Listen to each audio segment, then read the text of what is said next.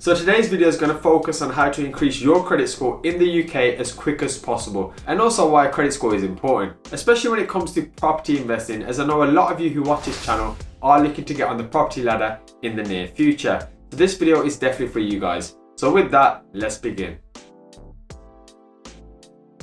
So essentially speaking, a credit score is a number that lenders use to help them decide how likely it is that they will be repaid on time if they give a specific person, i.e. you in this case, a loan or a credit card. Your personal credit score is built on your credit history, and this is why, especially with property investing, when it comes to taking out loans and mortgages, lenders will need to assess your personal credit report to see how much of a risk you potentially are. So it's basically them just being a little bit nosy and doing their due diligence on you to make sure that you aren't someone who will take something from them, i.e. a lot of money, and then simply either not pay or struggle to do so. Now, in case you haven't heard of a credit score before or was unfamiliar with the terminology, the best credit score site I use personally is Experian.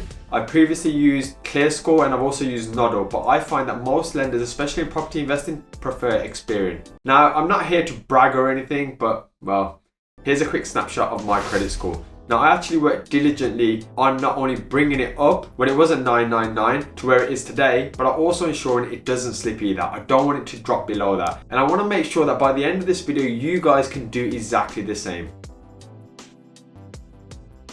Now, a lender, i.e. somebody loaning you something, will be able to check your personal information, including the names associated with your credit, current and past addresses, and also your date of birth. Alongside this, potentially your current and past employers that have been listed on past credit applications, any open loans you may have, or revolving credit accounts, including the credit limits. And last but by no means least, any dates of late payments. And as I briefly mentioned at the start of this video, they need to determine whether you're able to comfortably afford the repayments that you're trying to take out.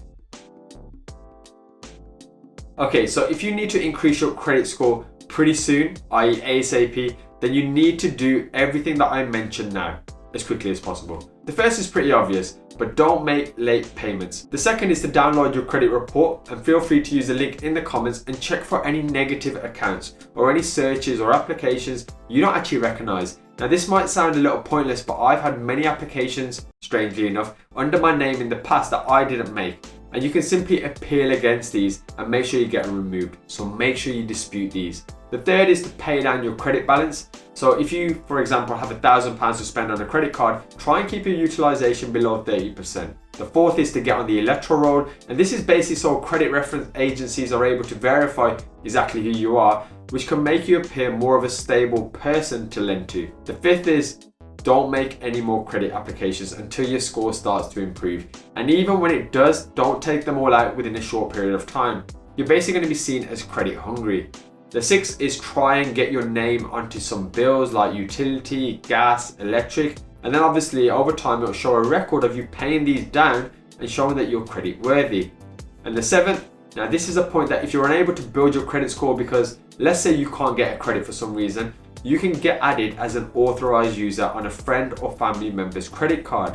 Now, this will allow you to start building your credibility and of course your credit score. So please make sure that it's somebody you trust and they actually have a good credit score. Otherwise, it's going to affect you quite a lot. So with that, my good friends, that is pretty much that. I thought I'd do a very, very quick video because this is one of the most common questions I get asked over on Instagram. And of course, if you found any of this useful and fancy sticking around, maybe consider subscribing to the channel as well. And of course, if you made it this far, it'd be silly not to smash the like button for the YouTube algorithm. So until next time, guys, thank you so much for watching when you could have been doing anything, and I hope you have an awesome day.